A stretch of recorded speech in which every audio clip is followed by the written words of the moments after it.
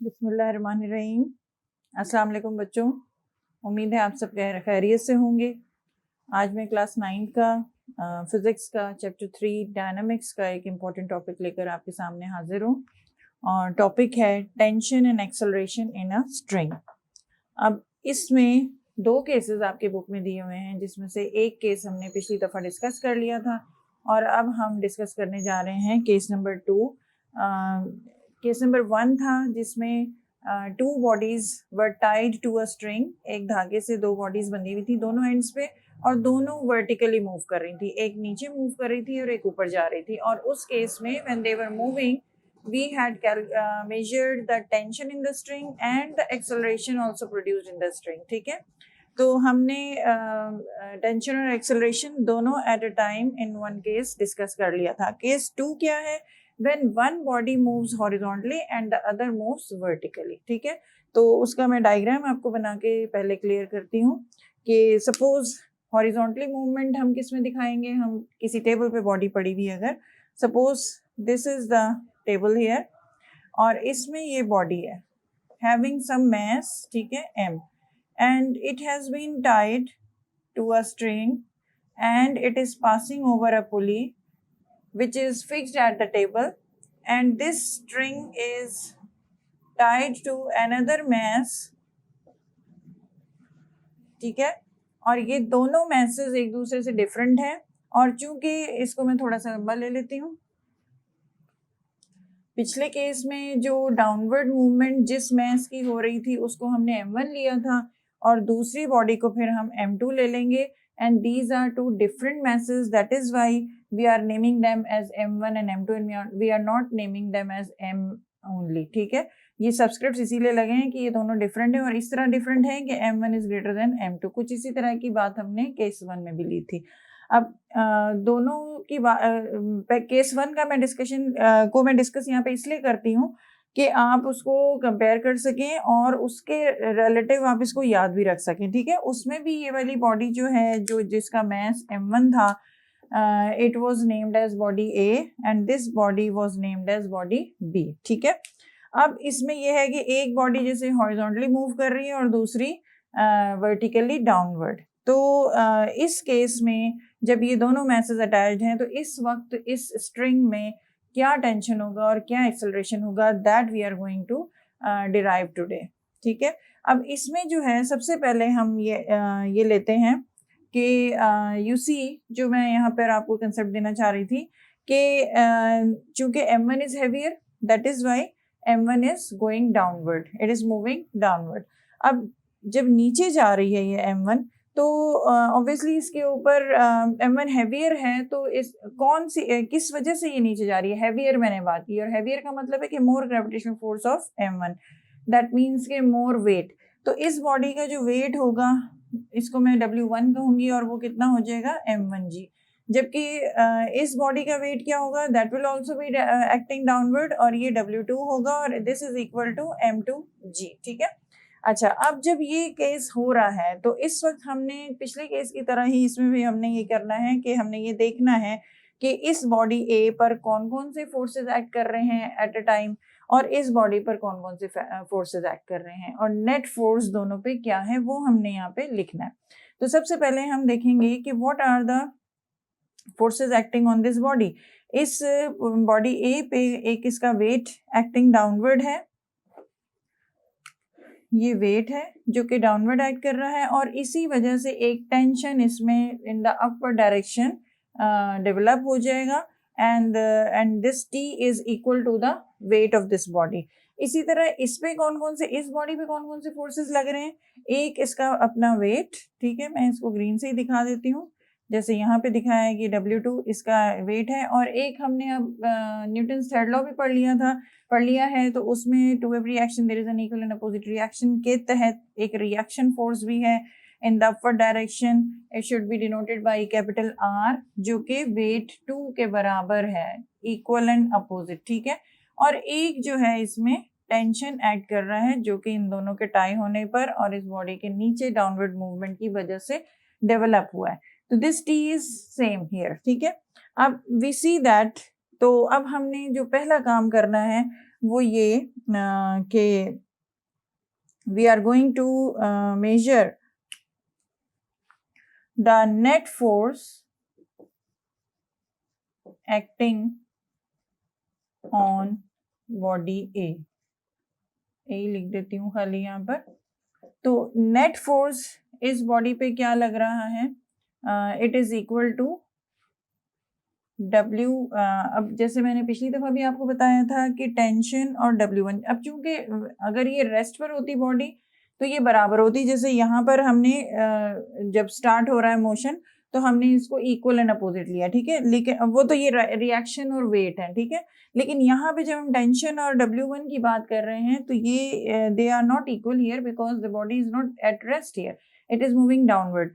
So we see that out of these two forces, which is more dominating, it is W1. That is why the body is coming down. ठीक है, तो यहाँ हमने W1 को पहले लिखना है और हम लिखेंगे W1 is M1G, ठीक है, वेट 1 प्लस T, ठीक है, ये प्लस T के साथ, अब मुझे देखिए दोनों मैंने पॉजिटिव ले लिया लेकिन दोनों की डायरेक्शन अपोजिट है, तो आई should right plus minus T, तो ये आपके पास एक्सप्रेशन हो जाएगा M1G माइनस T। और ये मैंने क्या कैलकुलेट किया है, net force acting on the body, it is actually the net force, जो कि इन दोनों का डिफरेंस हमें मिल रहा है। But according to Newton second law, जहाँ पे भी फोर्स होगा वहां पर एक्सेलरेशन भी डेवलप होगा, तो आई शुड से कि F is equal to ma, यहाँ मैं ma लिखूंगी लेकिन यहाँ बॉडी 1 है तो ये M1a हो जाएगा। Now in these two left hand sides are equal, तो right hand sides will also be equal, तो ये हमारे पास एक्सप्रेशन आ गया M1a is equal to M1G minus T, ठीक है, ये हमारे पास एक इक्वेशन आ गई फॉर दिस बॉडी। इसी तरह हम net force on this body निकालेंगे, net force acting on body B।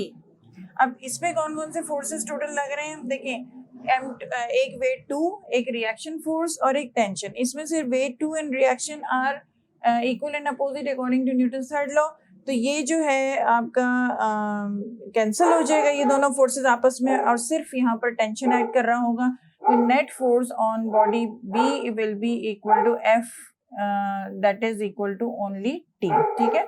So we have this expression 1 and this expression 2, ठीक है। तो अब हम इन दोनों को कंपेयर करते हैं क्योंकि हमने एक्सेलरेशन और टेंशन दोनों निकालना है, तो let us add these two equations, adding 1 and 2, बल्कि ये इस वजह से भी आपस में इक्वल एंड अपोजिट हैं कि there is no vertical motion going on here, ठीक है, वर्टिकल मोशन कोई नहीं है तो ये दोनों बराबर ही हुए ना, दोनों वेट 2 एंड रिएक्शन फोर्स, ठीक है, तो ये कैंसिल हो जाएंगे और आपके पास यहाँ पे T आया है।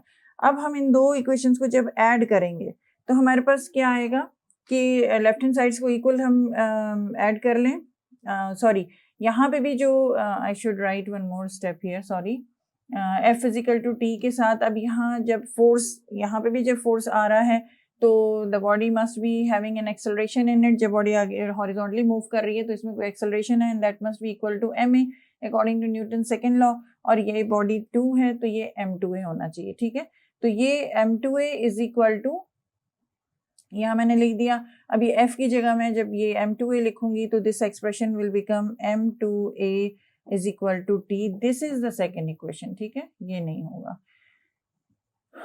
अच्छा, अब हम आ जाते हैं इन दो इक्वेशंस पर, ये दोनों इक्वेशंस को what will we do, we will add them, adding 1 and 2। अब ऐड हम इस तरह से करेंगे कि ये जो M1 है ये जो लेफ्ट हैंड साइड्स पर हैं ये लेफ्ट हैंड साइड्स पर ऐड हो जाएंगे, जो राइट हैंड साइड्स में हैं वो राइट हैंड साइड्स पर ऐड हो जाएंगे, this will become M1a plus M2a is equal to M1g, ये एक्सप्रेशन पूरा आ जाएगा माइनस T और यहाँ ये प्लस T है, ठीक है। ये अगर मैं इसको साफ साफ दूसरे पेन से दिखा दूं ताकि ये क्लियर हो जाए आपको ये एक्सप्रेशन और यहाँ पे ये वाला एक्सप्रेशन, इन दोनों को हमने ऐड किया है, दोनों के LHS को हमने लेफ्ट हैंड साइड पे ऐड किया, दोनों के राइट हैंड साइड्स को यहाँ ऐड किया, तो अब हमें क्या मिलेगा, here we see that tension cancel हो गया, तो इसका मतलब है कि हमारा जो मकसद था टेंशन और एक्सेलरेशन कैलकुलेट करने का, तो पहले हमें एक्सेलरेशन मिल जाएगा। अब इन दो लेफ्ट हैंड साइड्स पर a कॉमन है, तो I will take a common and I will write m1 plus m2 into a is equal to m1g। तो a will be equal to क्या आ जाएगा हमारे पास, m1 divided by m1 plus m2 into g. So this is the expression for acceleration when one body is moving horizontally and another is moving vertically downwards. अब हम एक मकसद तो हमारा पूरा हो गया कि हमने एक्सेलरेशन कैलकुलेट कर लिया। अब हमने मेजर करना है टेंशन। टेंशन के लिए हम क्या करेंगे, पहले तो हमने एक्सेलरेशन के लिए ऐड किया था, अब हम ये हमारे पास जो a की वैल्यू आ गई है, हम इसको इक्वेशन नंबर 2 में सब्स्टिट्यूट करेंगे। वेरी इजी, क्योंकि यहाँ पे तो हमारे पास है ही ये दो इक्वेशन, इनमें से this is the more simpler expression. तो हम इसमें जब a आ गया है, a रख देंगे वैल्यू, तो हमें t की वैल्यू मिल जाएगी। तो अब दूसरा स्टेप जो आपने करना है वो है to measure tension. What will you do, you will substituting value of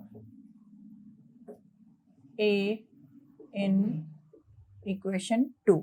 अब यहाँ पर हमारे पास m2 a की जगह पर we will write this, that is m1 divided by m1 plus m2 multiplied by g is equal to t। देखें ये m2 ये लिख दिया मैंने, a की जगह मैंने ये पूरा एक्सप्रेशन लिख दिया, m1g divide by m1 plus m2 is equal to tension, sorry हाँ इज इक्वल टू टेंशन। तो अब so we have this formula here. इसको ज़्यादा सिंप्लीफाइड तरीके से अब इसको और थोड़ा सिंपल लिख सकते हैं, m1 m2 यानी कि ये मल्टीप्लाई हो रहा है ना, तो आप m2 m1 कह लें या m1 m2 कह लें, एक ही बात है। It will become m1 m2 divided by m1 plus m2 into g is equal to t. So this is the expression for tension in the string when one body is moving horizontally, another is moving vertically.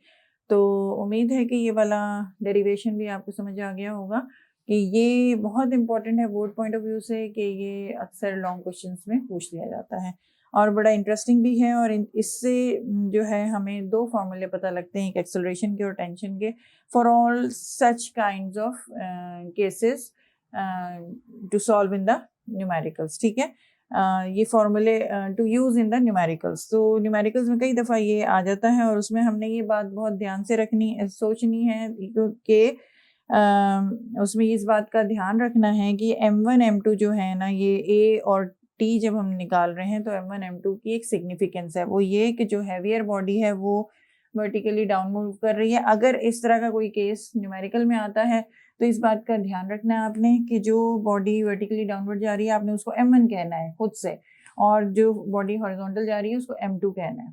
ठीक है, तो then only these two formulae will be rightly applied there, otherwise it may become wrong, because acceleration अगर आप मालूम कर रहे होंगे उस केस में और आपने इस बॉडी को m1 नहीं कहा होगा, इसको कहा होगा, तो यू सी यहाँ पर acceleration is m1 divided by m1 plus m2, तो यहाँ m1 लिखना पड़ेगा, आप इसकी बजाय ये लिख देंगे तो ये पूरा एक्सेलरेशन की जो कैलकुलेशन है वो गलत हो जाएगी। ठीक है, तो इस बात का आपने बहुत ध्यान रखना है और उम्मीद है कि आपको समझ आ गई होगी और इसको बार बार प्रैक्टिस करिएगा, इसको लिख के प्रैक्टिस करिएगा। और यहाँ पर आपको इन दोनों की वैल्यूज़ याद करने का एक बड़ा आसान सा तरीका बताती हूँ कि एक्सेलरेशन और टेंशन में दोनों में डिनोमिनेटर में m1 प्लस m2 आता है। ठीक है, तो सबसे पहले डिनोमिनेटर लिख लिया जिसमें m1 प्लस m2 लिख लिया और दोनों में g मल्टीप्लाइड है, स्मॉल g। ठीक है, और सिर्फ एक्सेलरेशन में m1 आ जाता है और t में जो है m1 m2 दोनों है। ये एक छोटी सी बात आपने याद रखनी है इस तरह की। ठीक है, चलें अगले वीडियो तक, अगले आर्टिकल तक, अल्लाह हाफिज़, अपना ख्याल रखिएगा और शेयर करें, लाइक करें, सब्सक्राइब करें। बहुत शुक्रिया।